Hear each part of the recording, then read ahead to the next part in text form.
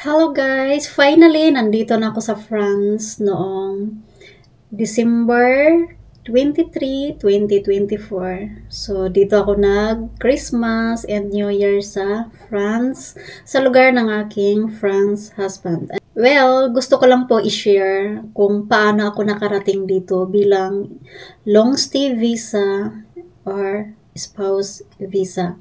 Alam ko po na marami dito na naghahanap ng mga kasagutan ko, especially sa mga requirements, yung requirements ng legal capacity and requirements sa pagkuha ng marriage family book and marriage transcription, and then pagkatapos naman nun yung mga requirements naman sa pagkuha ng visa, di ba? And then, nung nakuha naman yung visa, another na naman na mga requirements para naman sa CFO. Yung CFO, yun nga po yung PIDOS or seminar para sa ating mga immigrant na titira dito sa ibang bansa or dito magsisettle. So, maraming mga requirements ang inihingi. Well, meron pa akong mga tutorial dyan and complete yung mga requirements na nandyan. Search nyo na lang.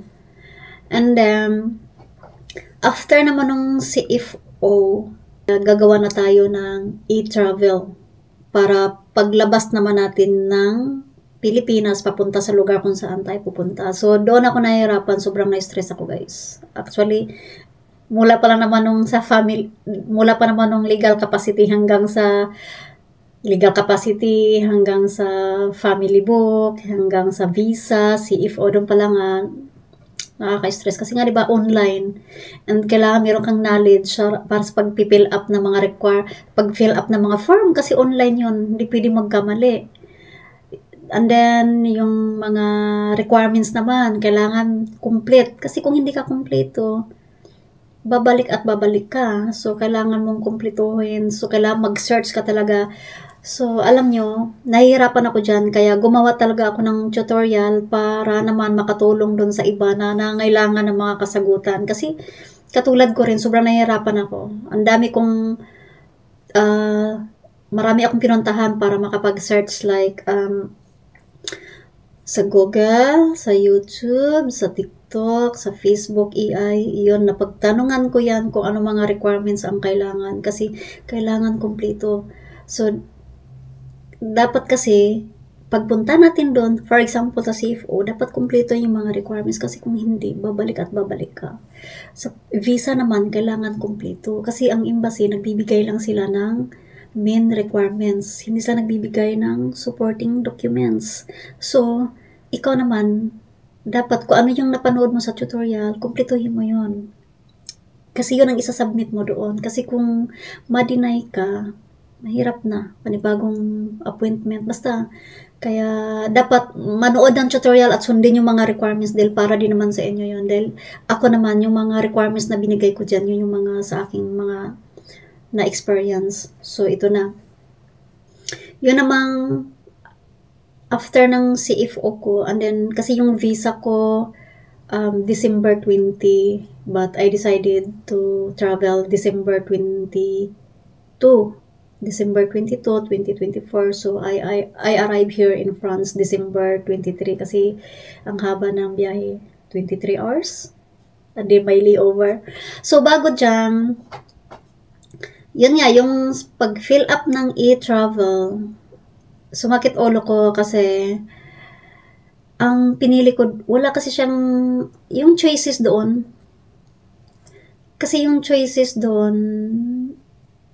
nalilito ako. So, nung kiniklik ko yung visit family, so, andin kailangan siya ng return ticket. Diba? Ang alam ko kasi, sa long stay visa, hindi mo na kailangan, long stay visa or spouse visa, hindi mo na kailangan ng return ticket. Kasi nga magsistay ka nga sa lugar ng asawa mo. Titira tayo ng 90 days to 1 year. Dami kong napagtanungan, walang nakakasagot. So, ang ginawa ko guys, nagsarili na lang ako. So, ang pinili ko dun sa e-travel, ng purpose of travel, ay nilagay ko na lang others. So, pag-click ko dun sa others, Kasi marami kasing choices doon eh. May family visit or traveling. Basta marami. Pagka nag-fill up na kayo ng i-travel, makikita nyo doon. And pinili ko yung others. So, pag-click ko ng others, and then nag-continue ako sa pag-fill up, hindi na siya kailangan ng return ticket.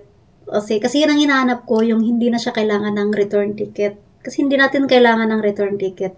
Tayo mga spouse visa or long stay visa, hindi na natin kailangan ng return ticket. Okay?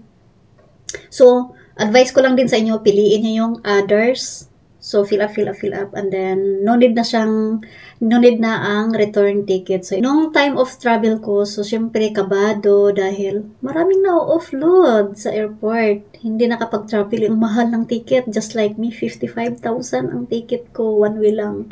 So, kinakabahan ako. So, nung nandun na sa immigration, kasi yun nga, nag-search din ako tutorial kung ano ang mga question ng immigration officer sa ating mga spouse visa. So, the rest, share ko lang sa inyo. Ang tanong daw sa kanila ay ganito, anong purpose ng travel?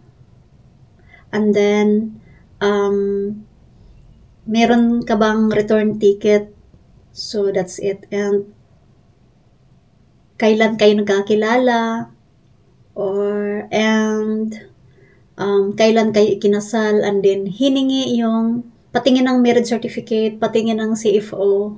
Ganon ang may mga akong napagtanungan na yan ang kanilang question sa immigration. But for me guys, ang tanong lang sa akin ay anong purpose ng travel? Ang sabi ko lang ay immigrant po, pupunta ako doon sa aking asawa. Yun lang, yung tinanong sa akin.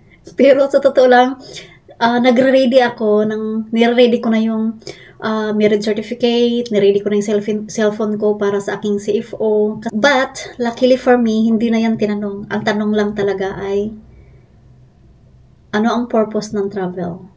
So, simply, immigrant po ako at titira po ako doon sa aking asawa. Yun lang ang aking sagot. Wala na siyang hiningi, okay? Kasi, ang sabi naman doon sa CFO na once kasi na yung passport natin, pag kinuha na yun ng immigration officer, pag scan pa lang yan, nakikita na doon kung nakapag-CFO ka. So, nakikita na yung record mo doon. So, kahit hindi na hiningi. So, sa akin yun lang, wala nang hiningi. So, ito naman na, nakalusot na. Hi, thanks God. Makapag-travel na. So, ngayon, ang travel ko naman ay from Manila to Istanbul. Sobrang laki ng airport nila. In 2 hours lang yung aking layover. Mag-isa ko lang. Pero kinaya ko yung hanapin yung aking gate papuntang Istanbul to France ng aking airport, kung saan akong airport. Lyon Airport sa akin. Baka mayroon ditong malapit sa lugar ko. Nandito ako guys sa Poyeleluna. Yan ang aking city dito. At sana magkita-kita kasi parang nag-iisang Pinay lang ako dito. Parang nag-iisang Pinay ako dito. Wala akong nakita. Bawat labas namin, nag-iisip ako sana may makita akong Pilipina. Para dito malapit sa lugar ko. Kasi masarap din na mayroong kakwentuhan. Diba? Basta mabait lang. Ganon. And then, kinaya ko yun na pumunta dun sa airport. Kasi ang laki ng airport ng Istanbul. So, hinanap ko yung aking gate. Lumapag na ako dito sa Lyon Airport. Kinakabahan naman ako kasi sabi din man sa akin ng iba na yun nga, mga tutorials na napanood ko na ang tanong na mayroon din silang mga tanong at nagbibigay din sila ng requirements na hiningi ng immigration officer sa bansa. So just like me, ako naman pagdating ko dun sa immigration, kabado, di ba? Kailangan prepared ka rin mag-English. And then siyempre, good morning, like that. Bonjour. Hiningi lang yung passport, and then chinik-check ng officer, and then fingerprint. Yun lang, wala nang question. Kaya, sabi ko, hindi ako pinahirapan. Hindi kagaya ng iba na maraming mga question. Sa akin, hindi ako pinahirapan. Kaya, thankful ako. Mula pa lang sa aking visa, CFO, hindi ako pinahirapan. Lalo na sa CFO.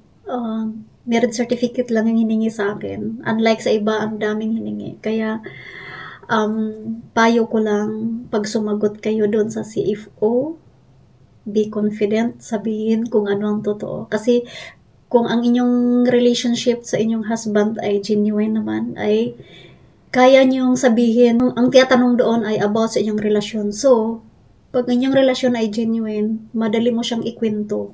Diba? Kung paano ka nagkilala, saan kayo nagkakilala, anong plano niyo in the future, kung kaklose mo ba yung family niya, di ba? Mga anak niya, ganun. Nakakausap mo ba? Madaling sabihin. Kaya, para hindi kayo hingian ng mga maraming requirements, be confident sa sagot.